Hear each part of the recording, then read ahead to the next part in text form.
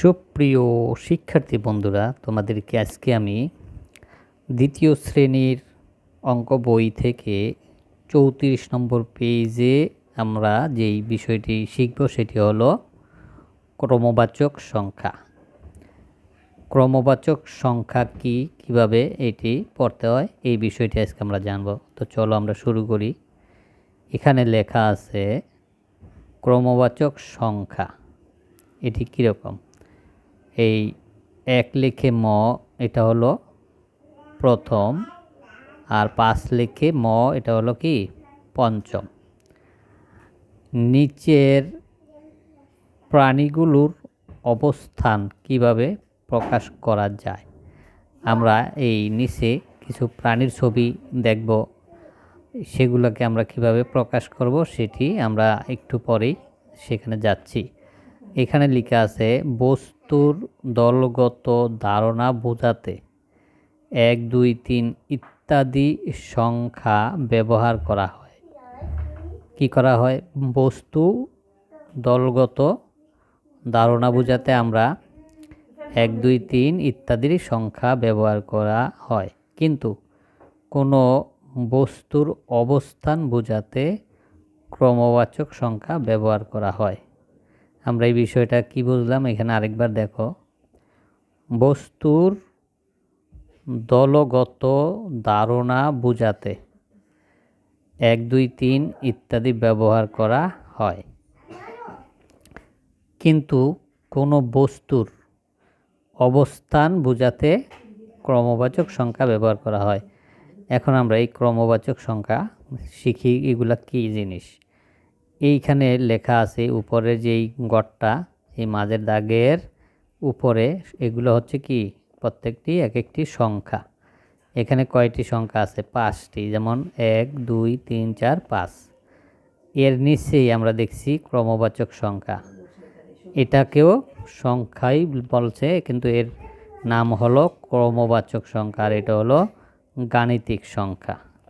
আচ্ছা, ক্রমবাচক সংখ্যার এককে কি বলে আমরা দেখি। এই যেমন এটা 1, আর ক্রমবাচক সংখ্যার এটা হলো কি, আমরা যদি বলি 1, এই মানে হলো প্রথম। 1 হচ্ছে সংখ্যা আর ক্রমবাচক হচ্ছে প্রথম। 2 হলো সংখ্যা, ক্রমবাচক হচ্ছে কি দ্বিতীয়। 3 হলো সংখ্যা, ক্রমবাচক হচ্ছে তৃতীয়।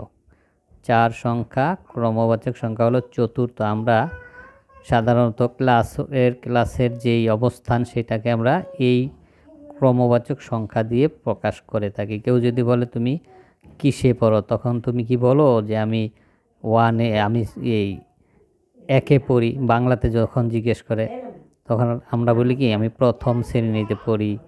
আবার যদি এই যে আমরা ক্লাস করতেছি, যেই ক্লাসের পড়া সেটা হলো দ্বিতীয় শ্রেণী, সেটা কি দ্বিতীয় শ্রেণীর পড়া। এটা যখন তোমাকে জিজ্ঞেস করে তুমি কোন শ্রেণীতে পড়ো বা কিসে পড়ো, তখন তুমি কি বলো? তুমি অবশ্যই বলো যে আমি দ্বিতীয় শ্রেণীতে পড়ি, তখন কিন্তু বলো না আমি 2-এ পড়ি। এই যে শ্রেণীটা, এই বা এই অবস্থানটা, তুমি যেই ক্লাসে অবস্থান করো সেটাই হচ্ছে ক্রমবাচক সংখ্যা দিয়ে বোঝানো হয়। আমরা ক্রমবাচক সংখ্যা এখানে কিভাবে দেওয়া আছে তোমরা দেখো। প্রত্যেক স্থানের সাথে সংখ্যার মিল। 1 স্থানে আছে প্রথম, 2 স্থানে আছে দ্বিতীয়, 3 স্থানে আছে তৃতীয়, 4 স্থানে চতুর্থ, 5 স্থানে আছে পঞ্চম। এরপরে আমরা একটু নিচে যাই। এখন দেখো আমরা এখানে এই যে প্রাণীগুলো আছে, এখানে কি কি প্রাণী আছে? হাতি আছে, ঘোড়া, বাঘ, খরগোশ এবং মোরগ। এই 5টি প্রাণী আমরা এখানে দেখতেছি। এগুলা এক একটা স্থান, জায়গা বা স্থান দখল করে আছে। এই স্থানগুলোকে আমরা কিভাবে পড়ব দেখো। এই হাতিটি যখন আমরা বাম দিক থেকে ডান দিকে যাব, তখন এটাকে আমরা কি বলবো? প্রথম। এই স্থান প্রথম স্থান, এটাকে আমরা প্রথম স্থান বলবো। তারপরেরটি হচ্ছে কি, ঘোড়াটি হলো দ্বিতীয় স্থান, দ্বিতীয় স্থান, আর বাঘটি হলো তৃতীয় স্থান। তারপরে এই বাঘটি হচ্ছে তৃতীয় স্থান, খরগোশটির স্থান কি চতুর্থ, মোরগটির স্থান হলো পঞ্চম। এটা আমরা যখন বাম দিক থেকে ডান দিকে যাব তখন আমরা এইভাবে বলবো প্রথম, দ্বিতীয়, তৃতীয়, চতুর্থ, পঞ্চম। আবার আমরা যখন ডান দিক থেকে বাম দিকে যাব তখন দেখো আমরা মোরগকে কি বলবো, যদি এইখান থেকে আমরা পিছনের দিকে যাই আমরা মোরগকে বলবো প্রথম। এই মোরগটি কোথায় আছে, প্রথম স্থানে আছে। আর খরগোশ আছে দ্বিতীয় স্থানে, ঘোড়া আছে বাঘ আছে তৃতীয় স্থানে, ঘোড়া আছে চতুর্থ স্থানে, আর হাতি আছে পঞ্চম স্থানে। এই জিনিসগুলো ডান এবং বাম যখন বাম দিক থেকে যখন আমরা বলবো তখন এইখান থেকে শুরু করব, প্রথম, দ্বিতীয়, তৃতীয়, চতুর্থ, পঞ্চম, তখন হবে প্রথম হলো হাতি। এটা হলো বাম দিক থেকে শুরু করলে। আর যখন আমরা ডান দিক থেকে শুরু করব তখন প্রথম কে হবে, মোরগ।